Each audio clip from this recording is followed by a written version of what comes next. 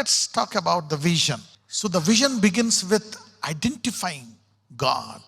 దేవుణ్ణి తెలుసుకోవడం, దేవుణ్ణి గుర్తుపట్టడం.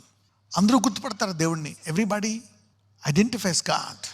అద్భుతము జరిగితే దేవుడా అంటాం, ఏదన్నా ఒక ఆశ్చర్యకార్యం జరిగితే దేవుడా. మనిషి కూడా ఎవరైనా సహాయం చేస్తే దేవుడిలాగా వచ్చాడు అంటాం. కరెక్టే, అది దైవ లక్షణం. దేవుడిలాగా అంటే అవును, దైవ గుణాలే. మనిషికి సహాయం చేయడం, ప్రేమించడం, ఎవరికైనా కష్టాల నుంచి గట్టెక్కించడం, these are all divine natures. ఇవన్నీ దైవ లక్షణాలు, తప్పలేదు దేవుడిలాగా వచ్చాడు అని అనడంలో. బట్ గుణాతిశయాలు మనం ద్వారా ప్రజలకు పంపించడమే ఆయన యొక్క పని. అది క్రీస్తు ద్వారా, పరిశుద్ధాత్మ ద్వారా సాధ్యం. అయితే ఆ దేవుణ్ణి తెలుసుకోవడమే కాదు, ఏ స్థాయి వరకు తెలుసుకోవాలి అంటే దానికి దావీదు సాదృశ్యం. ఆ దేవుడు పిలిచిన సౌలే, దేవుడు అభిషేకించిన సౌలే తనను వెంబడించి తన రాజ్యముతో చంపేయాలని చూస్తే దేవుడి దృష్టిలో ఆలోచిస్తే అది తప్పు, సమాజం దృష్టిలో కూడా తప్పే. అయితే వీళ్ళని చంపేస్తారంటారు వీళ్ళ పిల్లల్ని. మరి వాడిని చంపకపోతే వీడి పిల్లల్ని చంపేస్తారు. అందుకు ఆప్షన్ లేదు, వాడు బతుకుంటే వీడు బతుకుండాడు. వాళ్ళ దృష్టిలో ఆలోచిస్తే వాళ్ళకి అది నీతి. అమ్మయ్య, నా కొడుకుని బతికించుకున్నా, లేకపోతే వాడు నా కొడుకుని చంపేసేవాడు. యూసీనా ఆ మూర్ఖత్వం ఏం చేస్తాడు? ఆ మూర్ఖుడు అలా చేసేస్తాడు, వాడికి పగ. పిల్లలు ఏం చేశారు? బట్ దానికి కూడా కొన్ని రూట్స్ ఉంటాయి. ఈరోజు ఆ వేర్లు కూడా మనం చూద్దాం. ఓకే, కొన్నిసార్లు కొన్ని సంఘటనలకి కొన్ని తరాల వేర్లు కూడా ఉంటాయి. అయితే అందులో అందరూ బలవాలని లేదు. ఆ సమయంలో ఒక్కడున్నా కానీ దేవుడు లోతులాగా తప్పిస్తాడు ఆ ఊర్లో, ఆ దేశంలో, ఆ రాజ్యంలో. చూద్దాం, ఐడెంటిఫైయింగ్ గాడ్. మరి అటువంటి సౌలు కూడా చేతికి చిక్కిన ఇతను దేవుడు అభిషక్తుడు అని ముట్టుకోకుండా ఏం చేశాడు? అతని యొక్క బట్టను కత్తిరిస్తాడు. సౌలు రాజు, దావీదు రాజు అవుతాడేమో అనే భయంతో ఏం చేస్తాడు? దావీదుని చంపేయాలని చూసి ఒక చోట దావీదుని ఎత్తుక్కుంటా వచ్చి ఒక చోట గుహలో విశ్రాంతి పొందుతూ ఉంటే దావీదు రాత్రి వెళ్ళి అతని దగ్గరికి వెళ్ళి అతని యొక్క బట్ట కత్తిరించి దూరం నుంచి అరుస్తాడు, ఇదిగో రాజా, నువ్వు నన్ను చంపడానికి చూస్తున్నావు 4-5 సంవత్సరాల నుంచి. చూడు, నేను నిన్ను చంపకుండా అవకాశం ఉన్నా కానీ నీ బట్ట కత్తిరించాను కానీ నేను నిన్ను చంపలేదు. ఎందుకు నువ్వు నా మీద చంపాలని చూస్తున్నావు? నన్ను వదిలేసేయి అంటాడు. అంటే ఆ సంఘటన చేయడానికి, అందులో కూడా ఇతను దేవుని యొక్క మనిషిని గుర్తుపెట్టి హాని చేయకుండా పారిపోవడానికైనా, దేశం వదిలి వెళ్ళిపోవడానికైనా ఒప్పుకుంటాడు. కానీ అతన్ని చంపాలనే మనసు దావీదుకి రాదు. అంటే దేవుణ్ణి అతనిలో చూసి, శత్రువులో కూడా చూసి దేవుణ్ణి రెస్పెక్ట్ చేసి ఇతను వేరే నిర్ణయం తీసుకున్నాడే, ఆ రీతిగా చేయడం అనేది that is a deep level of knowing God. అది దేవుణ్ణి అంత లోతుగా గణపరచడం. ఇలాంటి వ్యక్తిలో కూడా దేవుడు ఉన్నాడు. దేవుని అభిషక్తుడని అతను ముట్టుకోడు. He will not touch him. So identifying God, దేవుణ్ణి తెలుసుకోవడము అనే స్టేజెస్ కూడా ఉంటాయి అన్నమాట. అబ్రహాము, లోతు, సొదొమ, వీళ్ళ ముగ్గురులో ఎవరు దేవుని గుర్తుపట్టారు, ఎవరికి ఏం జరిగాయి? ఆదికాండం 19 మొదటి 3 వచనాలు. ఆ సాయంకాలమందు ఆ 2 దేవదూతలు సొదొమ చేరినప్పటికీ లోతు సొదొమ గవని యొద్ద కూర్చుండి ఉండెను. లోతు వారిని చూచి వారిని ఎదుర్కొనుటకు లేచి సాష్టాంగ నమస్కారము చేసి, ఇక్కడ చూస్తే లోతు వారిని చూచి వారిని ఎదుర్కొనుటకు లేచి సాష్టాంగ నమస్కారము చేసి, అంటే ఇక్కడ వాళ్ళు ఎవరైనా అయ్యి ఉండొచ్చు కదా, శత్రువులు అయ్యి ఉండొచ్చు కదా, లేకపోతే ఎవరో యాత్రికులు అయ్యి ఉండొచ్చు కదా. దూరము నుంచే చూసి వారిని ఎదుర్కొనుటకు లేచి సాష్టాంగ నమస్కారం చేశాడంట. అంటే ఏంటి? ఎలా గుర్తుపడతారు? పోనీ ఏమైనా మనుషులా, తెలిసినోళ్ళ? పోనీ తెలిసే ఛాన్స్ ఉందా? అక్కడ ఏమని రాసింది? ఆ 2 దేవదూతలు. ఛాన్స్ లేదు. అయినా దేవుణ్ణి ఎరిగి దేవుని పూజించువారు, దేవుని ఆరాధించువారు ఆయన పంపిన వారిని గుర్తుపడతారు. This is a nature. చిన్నపిల్లడు పుట్టిన వెంటనే ఎలా పాలు తాగుతాడో అలాగే దేవుణ్ణి ఎరిగిన వారు ఆయన పంపిన వారిని ఏం చేస్తారు?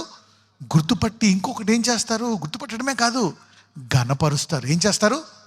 ఘనపరుస్తారు. They will honour. So identifying his people and honouring his people. ఇక్కడ 2 చూసి ఏమంటాడో చూద్దాం. లోతు చదవమ్మా. నా ప్రభులారా, దయచేసి మీ దాసుని ఇంటికి వచ్చి రాత్రి వెళ్ళబుచ్చి కాళ్ళు కడుకొనుడి. మీరు పెందరకడే లేచి మీ త్రోవును వెళ్ళవచ్చునెను. అందుకు వారు, అలాగూ కాదు, నడివీధిలో రాత్రి వెళ్ళబుచ్చుదమని చెప్పిరి. లోపలికి రండి, కూర్చోండి అని బతంలాడాడు. ఇక్కడ విశ్రాంతి తీసుకోండి, కొంచెం భోజనం చేసి పొద్దున్నే వెళ్ళిపోండి అన్నాడు. వాళ్ళు ఎవరో అంటే దేవుని మనుషులని తెలిసిపోయింది. How will they know? పోనీ దీనికి ఏమైనా ట్రైనింగ్ ఉంటుందా? ఏముండదు. టెక్నిక్ ఉంటుందా? ఉండదు. పోనీ ఏమన్నా 10th క్లాస్లో నేర్పిస్తారా చదువుకొని? PhD వాళ్ళు గుర్తుపట్టగలరా? చదువు దీన్ని గుర్తుపట్టలేదు. అందుకే అంటారు శక్తి చేత కాదు, బలము చేత కాదు, కొన్ని ఉంటాయి. Only spirit. అంతే. ఆత్మ ద్వారా తప్ప ఇంకా దేని ద్వారా తెలుసుకోలేవు దేవుణ్ణి. అందుకే అంటాం శక్తి చేత కాదు, బలము చేత కాదు, ఆత్మ, ద ఇంటీరియర్. అప్పుడు మేము నడివీధిలోనే వెళ్ళబుచ్చుతాం అన్నప్పుడు ఏం చెప్తాడో జోబు చూద్దాం. అయినను అతడు మిక్కిలి బలవంతము చేసినప్పుడు వారు అతని తట్టు తిరిగి అతని ఇంట ప్రవేశించి ఏం చేశాడంట? మిక్కిలి. సో లాట్ ఏమనుకున్నాడు? ఎలాగైనా నేను వీరిని ఘనపరిచి తీరాల్సిందే, నేనుంటుండగా వీళ్ళు వీధిలో పడుకోవడానికి వీలు లేదు. Look at the honourable spirit that he has. చూసారా? What you identify and what you honour. ఇది లోతుకి ఇదంతా ఎవరి దగ్గర నుంచి నేర్చుకున్నాడు?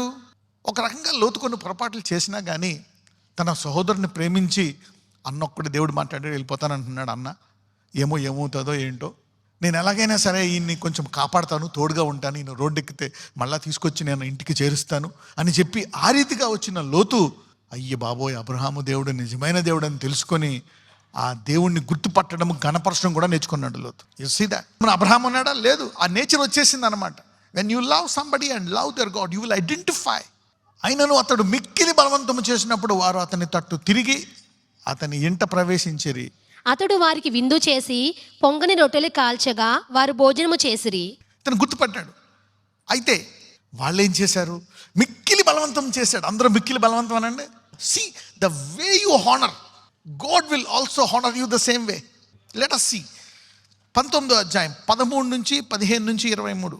మేము ఈ చోటు నాశనము చేయవచ్చితిమి, వారిని గూర్చిన మొర యెహోవా సన్నిధిలో గొప్పదాయన గనుక దాని నాశనము చేయుటకు యెహోవా మమ్మును పంపెనని చెప్పగా లోతు బయటికి వెళ్ళి తన కుమార్తెలను పెండ్లాడనయున్న తన అల్లులతో మాట్లాడి, లెండి ఈ చోటు విడిచిపెట్టి రండి, యెహోవా ఈ పట్టణమును నాశనము చేయబోచున్నాడని చెప్పెను. అయితే అతడు తన అల్లుల దృష్టికి ఎగతాళి చేయువాని వలె నుండెను. ఎందుకు? వాళ్ళు గుర్తుపట్టలేదు, వాళ్ళకి టీచింగ్ లేదు, వాళ్ళకి తెలియదు. చూద్దాం. తెల్లవారినప్పుడు ఆ దూతలు లోతును త్వరపెట్టి, లెమ్ము ఈ ఊరి దోష శిక్షలో నశించిపోకుండా నీ భార్యను ఇక్కడనున్న నీ 2 కుమార్తెలను తీసుకొని రమ్మని చెప్పిరి. అండర్లైన్ చేసుకోండి, త్వరపెట్టి అనే పదం. రైట్, తర్వాత చెప్తాను. అతడు తడవ చేసెను. అప్పుడు అతని మీద యెహోవా కనికరపడుట వలన ఆ మనుషులు అతని చేతిని, అతని భార్య చేతిని, అతని 2 కుమార్తెల చేతులను పట్టుకొని వెలుపలికి తీసుకొని వచ్చి ఆ ఊరి బయట నుంచిరి. ఆ దూతలు వారిని వెలుపలికి తీసుకొని వచ్చిన తర్వాత ఆయన, నీ ప్రాణమును దక్కించుకున్నట్లు పారిపొమ్ము, నీ వెనుక చూడకుము, ఈ మైదానములో ఎక్కడనూ నిలవక నీవు నశించిపోకుండా ఈ పర్వతమునకు పారిపోమని చెప్పగా. అగండి, ఇక్కడ చూస్తే లోతు ఏం చేస్తున్నాడు? తడువు చేస్తుంటే ఏం చేశారంటే ఈ దూతలు చెయ్యి పట్టుకొని లాక్కెళ్ళిపోయారు. ఒకవేళ లోతు గనక వారిని మిక్కిలి బలవంతం చేయకపోతే ఈ మిక్కిలి బలవంతం దూతలు చేసేవారు కాదేమో. You see the kind of honour. When you want to honour you see that. కనపరిచినప్పుడు ఎలాగైనా అంటే ఇతను మీ దగ్గర పడుకుంటా బలవంతం చేసి ఆ దూతలను చేయబట్టుకొని లాగి రండి ప్లీజ్ బతుములాడి ఏదో ఒకటి చేసి ఉంటాడు. చూడండి, the way you honour life, the way you honour God, life will also force you and bring you out of death. జీవము కూడా నిన్ను బలవంతం చేసి ఆ మరణాన్ని నుంచి నిన్ను తప్పిస్తుంది. You see that when you honour life. చూద్దాం, కంటిన్యూ. లోతు, ప్రభువా అలాగు కాదు, ఇదిగో నీ కటాక్షము నీ దాసుని మీద వచ్చినది, నా ప్రాణము రక్షించుట వలన నీవు నా ఎడల కనపరిచిన నీ కృపను ఘనపరచితివి. నేను ఆ పర్వతమునకు తప్పించుకొని పోలేను, ఈ కీడు నాకు సంభవించి చచ్చిపోదునేమో.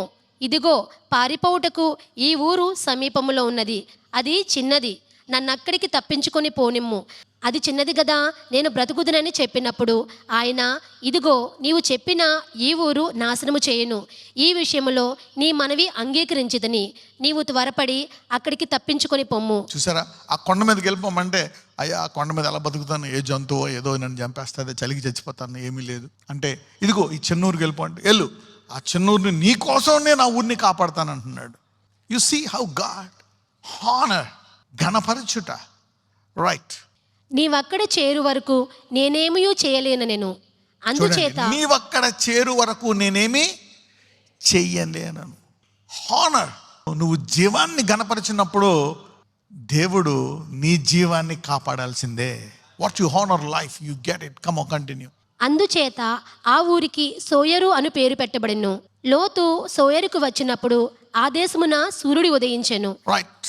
చూసారా, ఇక్కడ చూస్తే ఇతను గుర్తుపట్టిన విధానం, అంటే ఇంత ఇలా గుర్తుపట్టాలి అనేటువంటిది ఎక్కడి నుంచి నేర్చుకున్నాడు ఒకసారి చూద్దాం. Let us see from Genesis 18, ఆదికాండం 18 మొదటి నుంచి చూద్దాం. మరియు మమ్రే దగ్గరనున్న సింధూర వనములో అబ్రహాము ఎండవేళ గుడారపు ద్వారమునందు కూర్చుండి ఉన్నప్పుడు యెహోవా అతనికి కనబడెను. అతడు కన్నులెత్తి చూచున్నప్పుడు 3 మనుషులు అతని ఎదుట నిలవబడి ఉండెరి. అతడు వారిని చూచి గుడారపు వాకిటి నుండి వారిని ఎదుర్కొనుటకు పరుగెత్తి. ఆగండి, ఇతను ఏం చేశాడంటే ఎదుర్కోవడానికి, లుక్ ఎట్ హిస్ మిషన్. వృద్ధుడు, అప్పుడు ఎంత అబ్రహాంకి వయసు? 100 ఏళ్ళు. ఆ వయసులో నెమ్మదిగా వెళ్ళొచ్చు కదా. ఏం చేశాడంట? రన్నింగ్. ఎందుకు? హానర్. చూద్దాం. నేలమట్టుకు వంగి. ఎలా వంగాడంట? నేలమట్టుకు వంగి, ప్రభువా, నీ కటాక్షము నా మీద నున్న ఎడల ఇప్పుడు నీ దాసుని దాటిపోవద్దు. నేను కొంచెము నీళ్లు తెప్పించదను, దయచేసి కాళ్ళు కడుగుకొని ఈ చెట్టు క్రింద అలసట తీర్చుకొనుడి.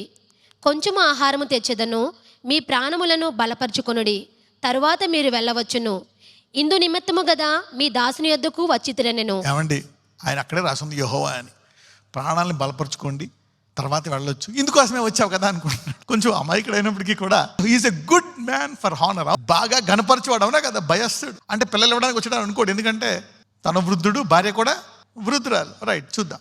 వారు నీవు చెప్పినట్లు చేయమనగా అబ్రహాము గుడారంలోనున్న సారా యొద్దకు త్వరగా వెళ్ళి, నీవు త్వరపడి 3 మానికల మెత్తని పిండి తెచ్చి పిసికి రొట్టెలు చేయమని చెప్పెను. మరియు అబ్రహాము పశువుల మందను పరిగెత్తి. ఆగండి, అబ్రహాము పశువుల మందకి ఏం చేశాడంట? పరిగెత్తి. Carry on. ఒక మంచి లేత దూడను తెచ్చి ఒక పనివానికి అప్పగించెను. వాడు దాన్ని త్వరగా సిద్ధపరిచెను. తరువాత అతడు వెన్నను పాలను తాను సిద్ధము చేయించిన దూడను. ఎక్కడి నుంచి తెచ్చుకున్నాడు లోతు ఇప్పుడు ఇలా గణపరచడము? From Abraham. Fellowship is very very very important. He learn from Abraham. Abraham దగ్గర నుంచి ఎవరు నేర్చుకున్నారు? లోతు నేర్చుకున్నాడు. సొదొమ గొమొర్రా వాళ్ళు గుర్తుపట్టడం మానేసి వాళ్ళు వీళ్ళని చాలా హీనంగా చూద్దామని చూశారు. వాళ్ళ మీదకి ఏమొచ్చాయి? ఆ పట్టణం అంతా వడగండ్ల వానలాగా వచ్చేసి ఏమైంది? అగ్నిగంధకాలు వచ్చేసాయి. అగ్నిగంధకాల వాన. ఓకే, చూద్దాం 19, 24, 25. అప్పుడు యెహోవా సొదొమ మీదను గొమొర్రా మీదను యెహోవా యొద్ద నుండి గంధకమును అగ్నిని ఆకాశం నుండి కురిపించి ఆ పట్టణములను, ఆ మైదానమంతటిని, ఆ పట్టణములలో నివసించు వారందరినీ, నేల మొలకలను నాశనము చేసెను. You see now how important is honor. All right, if you don't honor, there is danger. ఈరోజు ఈ రెండు కలపొచ్చు. A vision to honor. Vision to honour. ఇప్పుడు మీకు దర్శనానికి ఒక క్లారిటీ ఇస్తున్నాను. అంటే ఏ దర్శనం కలిగి ఉండాలి మీరు? దేవునిని గుర్తుపట్టడమే కాదు, ఏం చేయాలంట? గణపరచాలంట. చాలా కష్టాలు ఎందుకు వస్తాయంటే దేవుని గుర్తుపట్టడమే కాదు, దేవుణ్ణి గణపరచాలంట. రోమీలు 1వ అధ్యాయంలో ఉంటుంది. చాలామంది దేవుడని తెలుసుకొని కూడా ఆయనను గణపరచలేదు గనక ఏం జరిగిందో అంతా చూస్తాం. ఎలాగ వారిని ఆయన సృష్టిని ఆరాధించడానికి అప్పగించాడు, ఎలాగా వారి దేహాన్ని ఒకళ్ళకొకళ్ళు, పురుషులకు పురుషులు, స్త్రీలకు స్త్రీలు ఎలాగా ఘనహీనతగా ఉండాలనేటువంటిది వారికి అప్పగించాడు. తెలివున్న, చదువున్న, డబ్బున్న దేవుడి విషయమై, ఆయన ఆజ్ఞల విషయమై భయంకరంగా జీవించేటువంటి పరిస్థితి వారికి వచ్చింది. So a vision of honour is very important. Right, okay. దేవుడి గురించి అంత ఎక్కువ తెలుసుకోకపోవడం కూడా చాలా కష్టాలను తీసుకొస్తుంది. నిర్ణయాలు చూసుకున్నట్లయితే మనం చూస్తే ఇజ్రాయేలు పిల్లలు ఎంతమంది? ఇజ్రాయేల్కి యోసేపు వచ్చి నాకు దర్శనం వచ్చింది, కల వచ్చింది, దేవుడు ఇలా చేయబోతున్నాడు నన్ను అంటే వాళ్ళు ఆనందపడతారా? అసూయపడతారా? అసూయపడతారు. అంటే ఇక్కడ ఈ దర్శనము ఎవరిచ్చారు? దేవుడు ఇచ్చాడు. కాబట్టి వాళ్ళకి కొంచెం కోపం ఉంది వాళ్ళ మీద. ఏమని? మా విషయాలన్నీ వెళ్ళి నాన్నకు చెప్తాడు వీడు అని. కానీ దేవుడి నుంచి వచ్చిన దర్శనం అంటే కొంచెం ఆ కోపం పక్కన పెట్టి ఆలోచించాలా లేదా? అందుకనే జలసి గురించి ఎప్పుడు దేవుడు చాలా వార్నింగ్ చేస్తాడు. కోపం, జలసి, సహోదరుల మధ్య జలసి ఉంటే, ఇప్పుడు దావీదుకి కూడా ఉంది జలసి, వీడని చంపేయబోతున్నాడు అని, అయినప్పటికీ ఏం చేయలేదు. You see now that is very very very important. ఆ జలసి తోటి ఏం చేద్దాం అనుకున్నారు?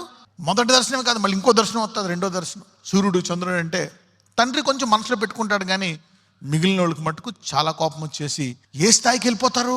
To kill. దేవుణ్ణి ఎరిగిన వారు. There are all people who know God and they want to kill. చూద్దాం ఒకసారి. ఆదికాండం 37, 5, 8 తర్వాత 11. యోసేపు ఒక కల కని తన సహోదరులతో అది తెలియచెప్పగా వారు అతని మీద మరి పగపట్టిరి. 8. అందుకు అతని సహోదరులు, నీవు నిశ్చయముగా మమ్ము నేలెదవా? మా మీద నీవు అధికారివి నగుదవా అని అతనితో చెప్పి అతని కలలను బట్టి అతని మాటలను బట్టి అతని మీద మరింత పగబట్టిరి. 11. అతని సహోదరులు అతని యందు అసూయపడిరి. అయితే అతని తండ్రి ఆ మాట జ్ఞాపకముంచుకొనెను. తండ్రి కొంచెం దేవుడు తెలుసు, అందుకని అతను ఏం చేశాడు, ఫస్ట్ కొంచెం తిట్టాడు, తర్వాత ఏంటి తేడా ఉందనుకున్నాడు, కానీ తర్వాత ఏం చేశాడంట, ఎక్కడో కొంచెం కూల్ అయ్యాడు. ఓహో, దేవుడి నుంచి వచ్చింది కదా, చూద్దాం నేను కూడా నాకంటే పైకి ఎదిగిపోతాడా అని కొంచెం కోపం వచ్చినా కానీ చూద్దాం. 19 నుంచి 20. వారు, ఇదిగో ఈ కలలు కనువాడు వచ్చుచున్నాడు, వీని చంపి ఇక్కడనున్న ఒక గుంటలో పారవేసి దుష్టమృగము వీని తినివేసినని చెప్పుదము. అప్పుడు వీని కలలేమగునో చూతము రండని ఒకరితో ఒకడు మాట్లాడుకునిరి. సరే, ఇక్కడ ఒక రకంగా యోసేపు మీద పగ తీర్చుకుంటున్నారు కానీ దేవునిని గణపరుస్తున్నారా, దేవుని మీదకి దాడి చేయాలని ప్రయత్నిస్తున్నారా? They are trying to attack God's plan and God's vision. అలాగే ఈ లోకంలో ఎన్నో వస్తాయి శరీర సంబంధమైన వాళ్ళు వీళ్ళు, but you should be careful in that area. ఒకసారి గుర్తుందా, వెంజన్స్ ఈజ్ నాట్ యువర్స్ అని చెప్పాను.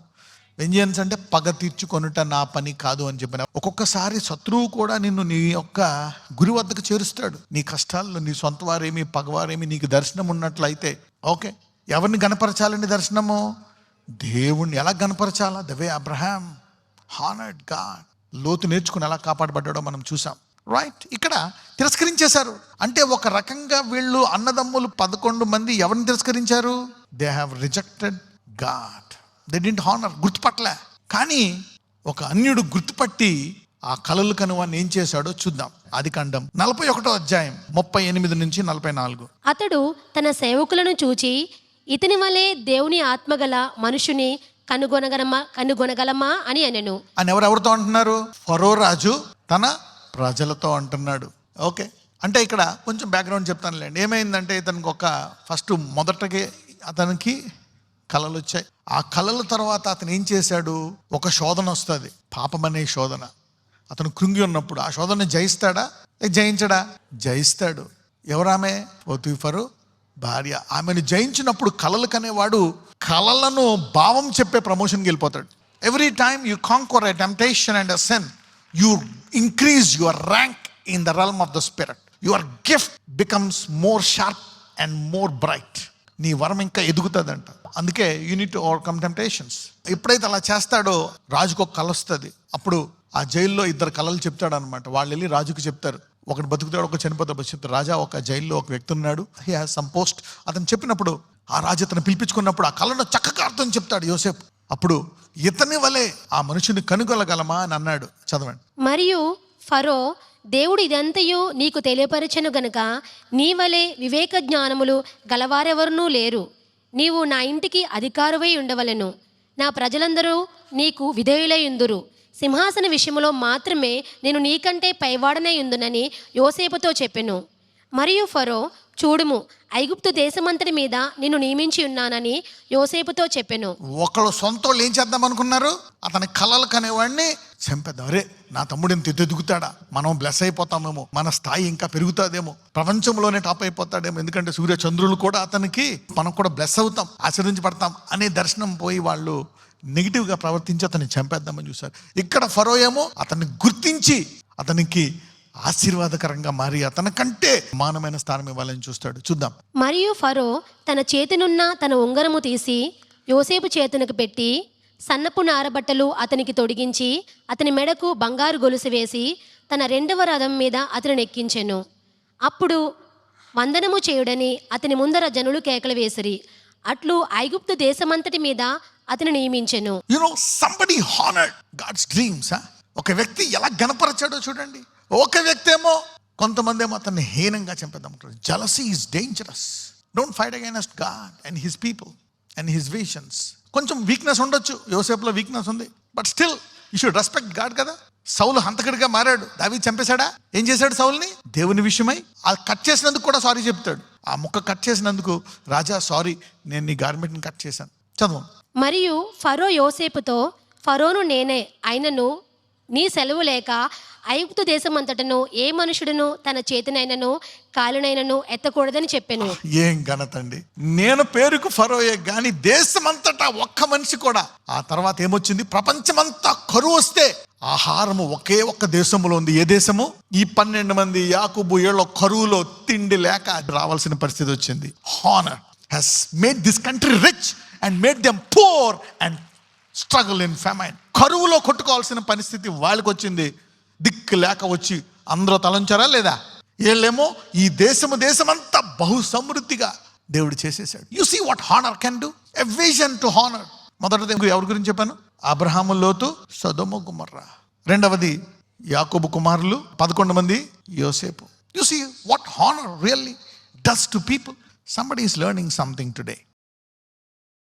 నజరేయుడైన యేసయ్య, ఇదిగో ప్రభువా, ఈరోజు అందరూ కూడా ఒక నిబంధన చేసుకున్నారయ్యా. నీ సంఘానికి నీ నిబంధన ఎటువంటిదో ఈరోజు నీ సంఘానికి నేను బయలుపరిచాను. ఎవరైతే దీన్ని హృదయంలో లోతుగా తీసుకొని, ప్రభువా దీన్ని నేను పాటిస్తాను, ఇటువంటి దర్శనము నేను కలిగి ఉంటాను అని ఎవరైతే ఉంటారో వారిని నువ్వు ఆశీర్వదిస్తావు నాయన. అబ్రహామును ఆశీర్వదించినట్లు, దావీదును ఆశీర్వదించినట్లు, ఇదిగో ప్రభువా ఈరోజు నీ సంఘములో అనేకమైన ప్రతి ఒక్కరిని ఆశీర్వదించమని నజరేయుడనే నామమున ప్రార్థిస్తున్నాము తండ్రి. ఆమేన్.